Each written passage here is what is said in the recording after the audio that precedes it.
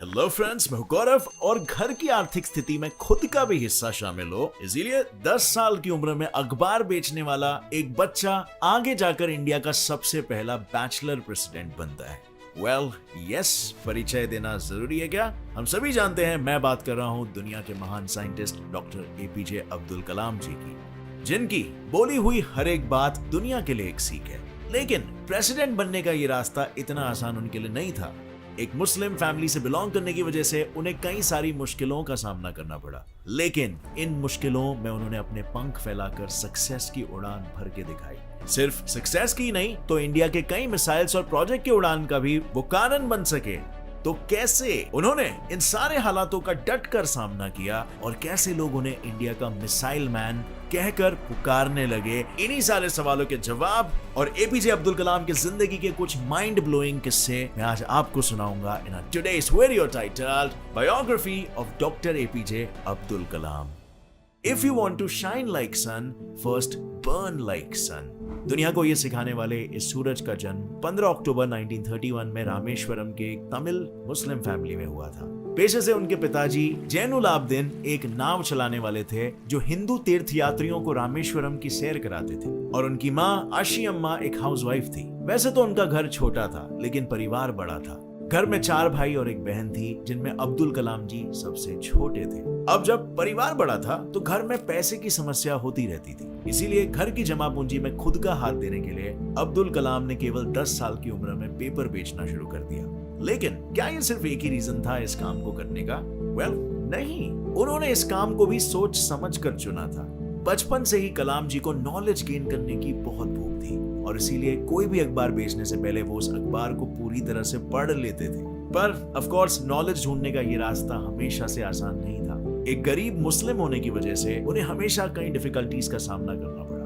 उनमें से एक डिफिकल्टी तो उनके बचपन की है कि जब वो 5वीं कक्षा में थे तब वो उनके बेस्ट फ्रेंड रामनाथा शास्त्री, जो एक रुड़वाड़ी हिंदू ब्राह्मण फैमिली से बिलोंग करते थे, अब्दुल कलाम जी उनके साथ पहली बेंच पर बैठा करते थे। और एक दिन उनके स्कूल में एक नए टीचर आए और एक मुस्लिम को एक ब्राह्मण के साथ देखकर वो चौंक गए। उन्हें दोनों का एक साथ बैठना पसंद नहीं आया और उन्होंने कलाम जी को लास्ट बेंच पर बैठने के लिए कहा। लेकिन क्या उस लास्ट बेंच पर बैठना उन्हें जिंदगी में पीछे छोड़ने वाला था?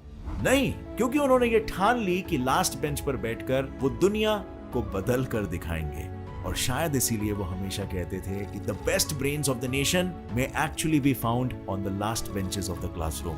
और ऐसे ही कई लाइफ लेसन्स जीते जी सीखकर अब्दुल कलाम आने वाली पीढ़ी के लिए छोड़ गए। लेकिन उनके लाइफ के ये लेसन्स और 2020 तक इंडिया को एक डेवलप्ड कंट्री बनाने का जो सपना था, वो आने वाली पीढ़ी कहीं ना कहीं भूल रही है। एंड जस्ट इमेजिन, एक ऐसे इंसान जिनके पास इतना वेल्थ ऑफ नॉलेज था, उनके लाइफ लेसन्स को अगर आप भूलोगे, आप अपनी जिंदगी में कितने पीछे जा रहे हो।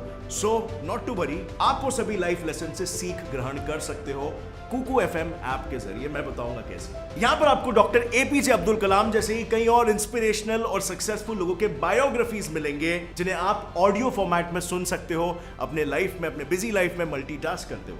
इसके साथ ही इसमें और भी जॉनरास अवेलेबल है, जैसे self improvement, motivation, knowledge, financial education, history, science fiction और भी बहुत कुछ, जो सब आप हिंदी लैंग्वेज जैसी रीजनल लैंग्वेज में भी सुन सकते हो। इंडिया के इस लीडिंग ऑडियो पॉडकास्टिंग प्लेटफॉर्म का सपना सिंपल है, इंडियंस को वो अनगिनत टॉपिक्स और सब्जेक्ट्स की नॉलेज ग्रहण करना पॉसिबल करवा पाना। और इसीलिए इनके पास 1000 घंटे से भी ज्यादा कंटेंट, एजुकेशनल कंटेंट की लाइब्रेरी मौजूद है। अब फ्रेंड्स, नॉर्मली आप इस ऐप का सब्सक्रिप्शन 1 ईयर का 399 रुपीज में खरीदोगे, बट क्योंकि आप एक गेट सेट फ्लाई फैमिली के मेंबर हो और गेट सेट फ्लाई और कुकू एफएम ने मिलकर इंडिया में नॉलेज को बढ़ाने की पार्टनरशिप ली है, इसीलिए अगर आप हमारा कोड GetSet50 यूज करोगे तो आपको तुरंत 50% ऑफ मिलेगा। मतलब 199 रुपीज पर ईयर में इस नॉलेज बढ़ाओ प्लेटफॉर्म की membership. And this truly may be one of the greatest investments that you will make on yourself. So click on the link in the description and go download now, because only for first 250 users this code will be active. अब friends, specially last bench पे बैठने वाले लोग, मैं आपको बताना चाहता हूँ अब्दुल कलाम के लाइफ की एक बहुत ही इंटरेस्टिंग कहानी। क्लास के उसी लास्ट बेंच पर बैठकर उन्होंने अपना एक गोल बनाया था, फाइटर पायलट बनाने का गोल, और ये गोल बना था उनके गुरु की वजह से। एक दिन उनके टीचर मिस्टर शिवा सुब्रमण्यम अय्यर उनकी कक्षा को चिड़िया कैसे उड़ती है वो सिखा रहे थे, लेकिन 25 मिनट तक समझाने के बाद भी किसी के पल्ले कुछ नहीं पड़ रहा था। और इस पर अय्यर जी ने एक सिंपल सा सोल्यूशन निकाला। अगर थियोरेटिकली किसी को ना समझे तो उन्हें प्रैक्टिकली दिखाना पड़ेगा। और बस यही था सोल्यूशन। स्कूल खत्म होने के बाद वो सारे बच्चों को पासी के एक समुद्र किनारे ले गए और वहां उड़ते हुए पंछियों के लाइव डेमो दिखाकर उन्होंने बच्चों को चिड़ियों की टेल की पोजीशन से लेकर उनके पंखों की शेप तक सब कुछ समझाया। चिड़ियों की वो उड़ान कलाम जी के दिमाग में बैठ गई और उन्होंने तय कर लिया कि बड़े होकर वो फाइटर पायलट बनने जैसा बड़ा गोल हासिल करेंगे, क्योंकि उनका ये कहना था कि small aim is a crime, have a great aim. लेकिन अपना सपना पूरा करने की रेस में वो हार गए। हुआ ये कि अपने सपने को पूरा करने के लिए 1955 में उन्होंने मद्रास इंस्टीट्यूट ऑफ टेक्नोलॉजी में एरोस्पेस इंजीनियरिंग इस फील्ड में एडमिशन लिया। अब इंजीनियरिंग थी तो प्रोजेक्ट तो मिलेगा ही, सो उन्हें भी लो लेवल अटैक एयरक्राफ्ट बनाने का प्रोजेक्ट मिला। लेकिन सबमिशन के दिन जब उन्होंने अपना प्रोजेक्ट सबमिट किया तो प्रोफेसर को उनका ये मॉडल पसंद नहीं आया। उन्होंने कलाम जी को नया मॉडल बनाने के लिए कहा। अब अगर नया प्रोजेक्ट बनाना हो तो कम से कम 1 मंथ तो लगेगा ही। ये सोचकर कलाम जी ने प्रोफेसर से 1 महीने का समय मांगा। लेकिन क्या आज तक किसी की टीचर ने 1 महीने का समय दिया है? मुझे तो नहीं मिला कभी जिंदगी में भाई। उनके प्रोफेसर ने इतने समय के लिए साफ मना कर दिया और कहा कि 3 दिन है तुम्हारे पास, सिर्फ 3 दिन। मुझे नया मॉडल बना कर दो वरना अपनी स्कॉलरशिप भूल जाओ। ये सुनते ही कलाम जी के होश उड़ गए। एंड क्या कम समय में ये प्रोजेक्ट को कंप्लीट करना कलाम जी को रोकने वाला था? नहीं। स्कॉलरशिप छीन जाने के डर से कलाम सर ने 3 दिन बिना सोए दिन रात इतनी मेहनत की कि जब 3 दिन बाद उन्होंने मॉडल पेश किया तो उनके प्रोफेसर चकित रह गए। उनके इस मेहनत पर प्रोफेसर ने उनसे एक बात कही, मुझे पता था कि 3 दिन में नया एयरक्राफ्ट बनाना पॉसिबल नहीं है, लेकिन स्कॉलरशिप छीन जाने की जुनून की वजह से तुमने इसे पॉसिबल किया। और इस इंसिडेंट से कलाम जी को एक बात समझ आ गई, to succeed in your mission you must have single minded devotion to your goal. आखिर उनके इंजीनियरिंग खत्म होने के बाद अपना सपना पूरा करने का एक अवसर उन्हें इंटरव्यू के रूप में आया, जो था इंडियन एयरफोर्स ऑफ देहरादून। इसका इंटरव्यू, लेकिन जैसे मैंने पहले कहा उनका यह सपना अधूरा रह गया, क्योंकि इस इंटरव्यू में 25 लोगों में से सिर्फ 8 लोगों को ही चुना गया। और पता है कलाम जी कौन सी पोजीशन पर थे? 9th। सिर्फ एक पोजीशन की वजह से उनका यह सपना ही रह गया। ये इंसिडेंट उनके लिए एक बहुत बड़ी सीख थी। इसीलिए इस इंसिडेंट को कलाम जी ने अपनी my journey transforming dreams into action इस ऑटोबायोग्राफी में लिखा है, जिसकी सीख में वो कहते हैं, it is only when we are faced with failure do we realise that these resources were always there within us. We only need to find them and move on with our lives. चाहे अपनी निजी उड़ान में वो पीछे रह गए हो, लेकिन उनके इस मंत्र की वजह से वो पूरे इंडिया को सक्सेस की उड़ान देने वाले थे। जब उनका इंडियन एयरफोर्स में सिलेक्शन नहीं हो पाया, तब उन्होंने 1958 में defence research and development organisation को ज्वाइन कर लिया। DRDO ज्वाइन करने के कुछ साल बाद ही उन्हें विक्रम साराभाई जी के Indian national committee for space research INCOSPAR में प्रमोट कर दिया गया, जहां पर उनका पहला मिशन था इंडिया के पहले रॉकेट की उड़ान भरना, क्योंकि उनका मानना था the country doesn't deserve anything less than success from us. वैसे तो ये रॉकेट केरला के थुम्बा गांव से लॉन्च होने वाला था, लेकिन शुरुआती स्टेज पर होने के कारण इनकोस्पार के पास ना कोई वर्कशॉप था, ना ही कोई रिसर्च फैसिलिटी। इस पर अब्दुल कलाम जी ने कहा, we should not give up and we should not allow the problem to defeat us. और फिर क्या था, उन्होंने थुम्बा गांव के एक पुराने चर्च को अपना वर्कशॉप बना लिया और उसी चर्च के बिशप के घर को अपना ऑफिस बना लिया। और आखिर में जैसे तैसे करके उन्होंने रॉकेट को पूरी तरह से बना लिया, लेकिन यहाँ पर उनकी मुश्किलें खत्म नहीं हुई। रॉकेट के पार्ट्स को लॉन्च पैड तक लेके जाने के लिए उनके पास कोई साधन नहीं था, तो उन्होंने सारे पार्ट्स बैलगाड़ी और साइकिल की मदद से लॉन्च पैड तक पहुंचाया। इतने मुश्किलों के बाद 21 नवंबर 1963 में इस रॉकेट को लॉन्च करके इंडिया ने स्पेस की तरफ अपना पहला कदम रखा। लेकिन जिस इंसिडेंट से एपीजे अब्दुल कलाम जी का नाम मिसाइल मैन पड़ा, वो एक सक्सेस नहीं, वो एक फेलियर था। साल 1969 में कलाम जी इसरो में इंडिया के पहले satellite project satellite launch vehicle SLV के प्रोजेक्ट डायरेक्टर थे। 10 साल के खून पसीने की मेहनत के बाद उन्होंने इस रॉकेट को खड़ा किया। प्रोजेक्ट के समय 1976 में कलाम जी के पिता की मौत हो गई और फिर भी वो अपने लक्ष्य से भटके नहीं। उन्होंने इस प्रोजेक्ट को निजी जिंदगी से ऊपर रखकर कंप्लीट किया। लेकिन जब अगस्त 1979 को इसे लॉन्च किया गया तो सेकेंड स्टेज में कुछ टेक्निकल इश्यूज की वजह से रॉकेट बंगाल की खाड़ी में गिर गया। अब जब प्रोजेक्ट फेल हो चुका था तो सारे लोग उन पर सवाल उठाने लगे। तब प्रोफेसर सतीश धवन, जो उस समय इसरो के चेयरमैन थे, उन्होंने इस फेलियर का पूरा श्रेय खुद पर ले लिया।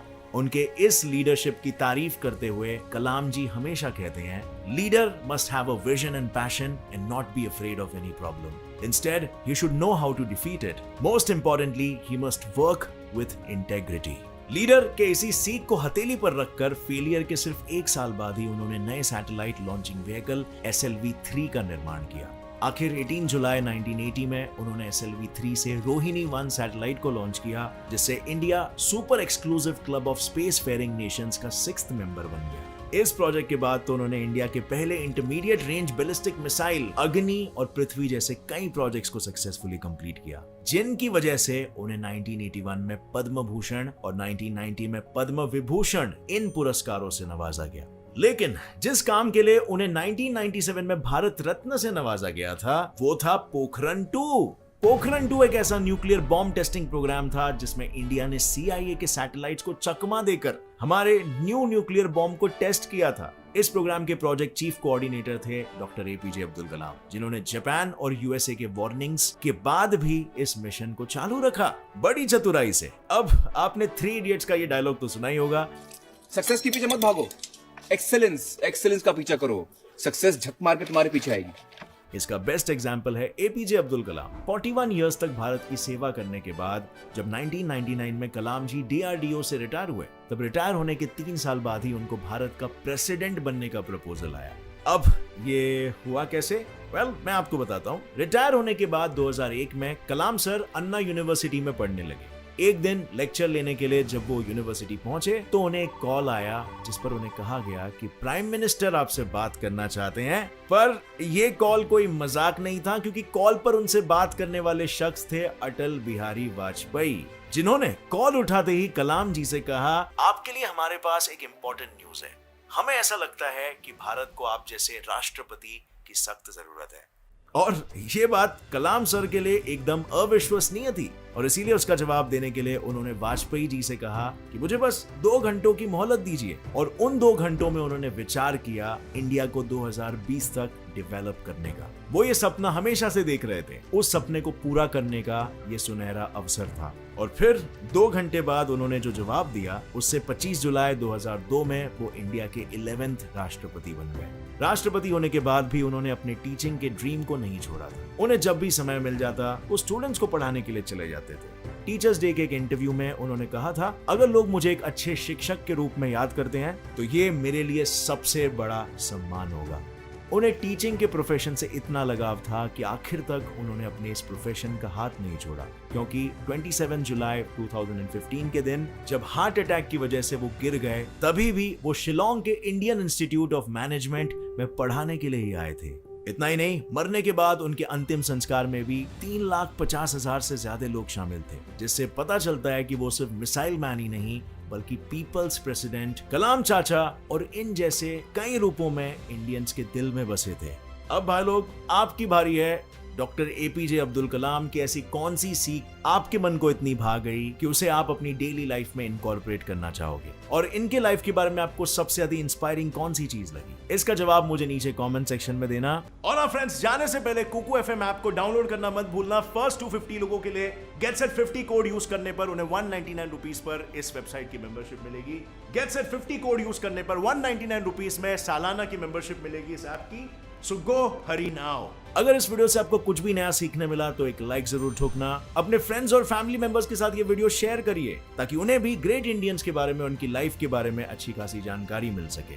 नए हो इस चैनल पर तो अभी सब्सक्राइब करो get set fly science channel, क्योंकि ऐसे ही इंटरेस्टिंग और नॉलेजेबल वीडियोस आपका भी नॉलेज बढ़ाते रहेंगे। With that said, as always friends, stay curious, keep learning and keep growing. जय हिंद।